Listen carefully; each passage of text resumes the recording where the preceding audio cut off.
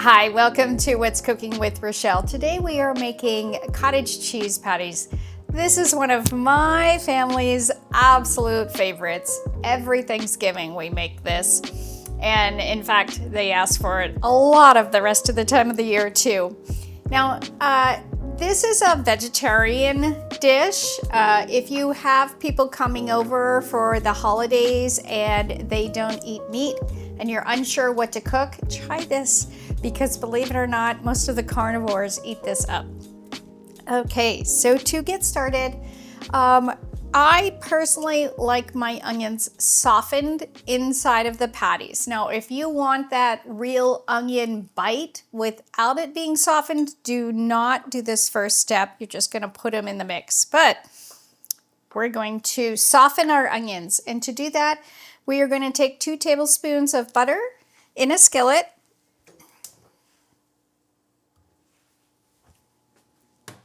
And we are going to add our onion. This is 1 large white onion chopped. Onions are also a thing my family really likes. If you do not love onions as much, you can cut this down to maybe half of an onion if you wanted.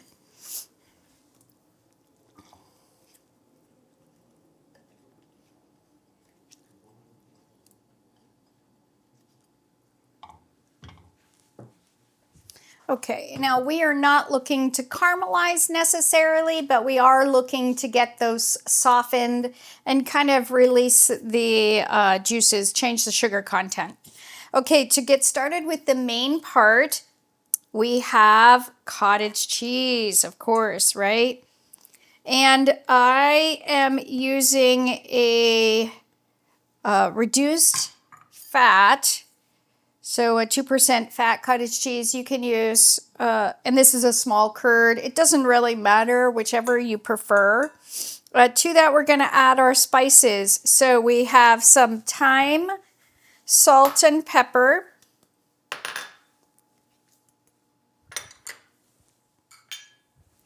And onion soup mix. This is 1 packet of onion soup mix. Doesn't matter what brand. That does have some of the same ingredients we just added into that. And give it a stir.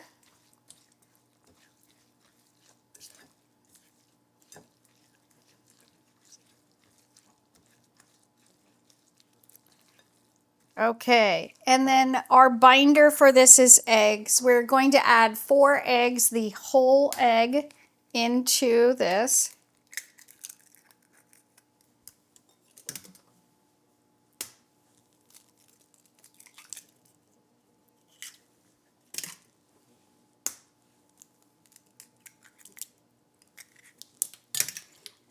My family personally likes it when I kind of burn them.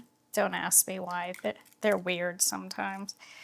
But you can also make this into a loaf. So if you wanted to make this a little bit healthier version, instead of frying them off individually, we would put it into a 9x13 pan and actually bake it in the oven. Okay, so let's get those eggs combined.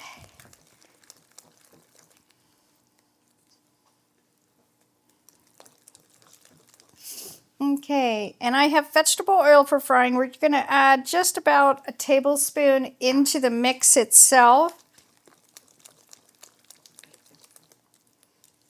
And now that all of our wet ingredients are combined, we're going to start and add dry ingredients. So the dry ingredients, I have a cup of chopped walnuts. And again, you can chop them as finely as you want. If you want to have a little bit of crunch in yours, then make them not so fine. And then our binder is breadcrumbs. So as you know, I make homemade breadcrumbs all the time. So I'm gonna measure out how much I add in here for you guys so you get an idea. Of course, every egg is different, and so you're gonna have a little bit different moisture content. That was 1 cup of breadcrumbs I've added in. And I'm thinking it's gonna take another half a cup to a cup. And let's go get those onions.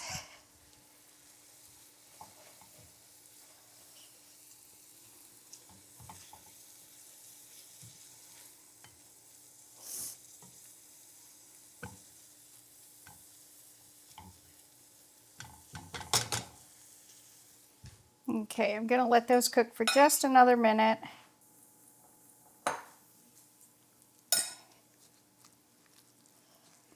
Doesn't matter what kind of breadcrumb you use, but it's a good way to use up extra bread. So that's 1.5 cups, and that's actually looking not too bad to me. I think I'm gonna stop right there.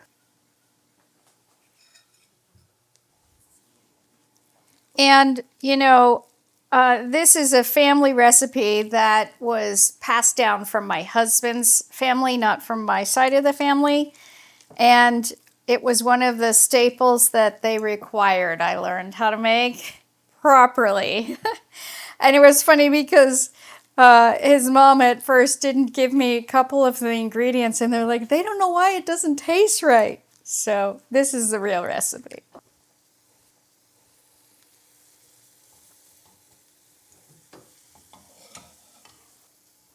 Okay, so you can see I did not caramelize them, I just softened them.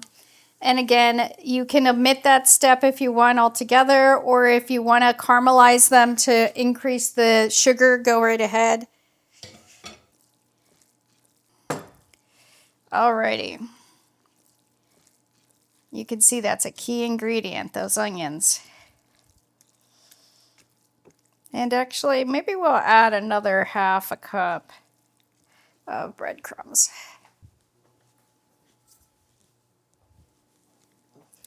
And then we are simply going to put a little bit of oil into a skillet and get that warm, and we are going to fry these off. Now, you can make them whatever size you would like.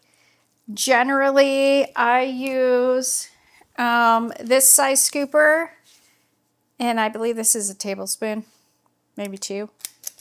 It's not huge, but it's not super tiny. You can make them whatever size you want. And again, like I said, you can even make them into a loaf.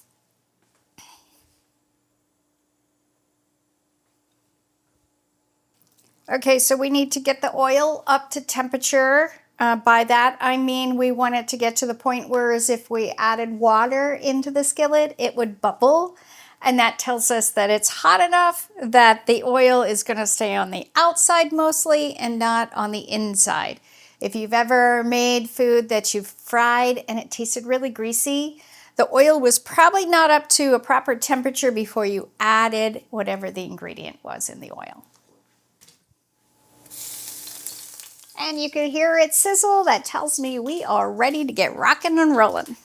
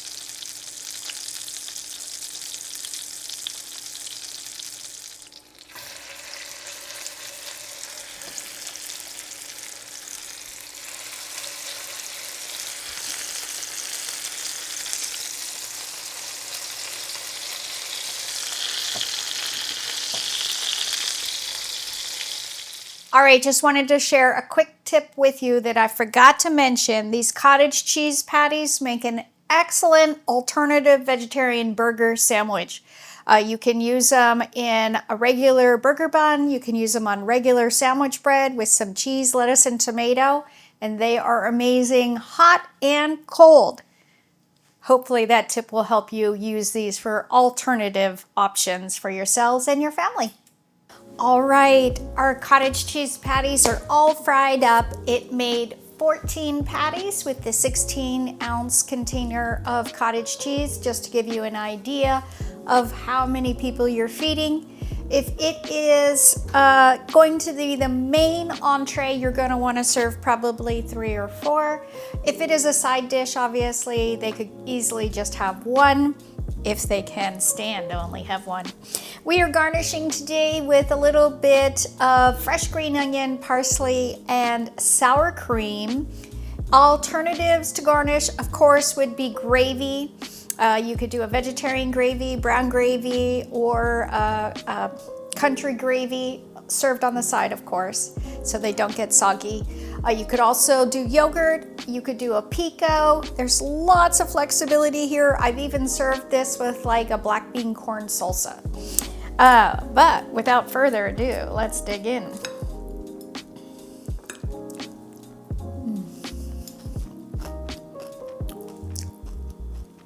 I'm telling you, these are so good. You do want them to get browned like I have them here. You need that caramelization on the edges of the patties. But I appreciate you watching What's Cooking with Rochelle. If you like this recipe or would like me to do one of your family favorites, it would be my pleasure to do that for you. Thank you, and subscribe if you like this video. Bye for now.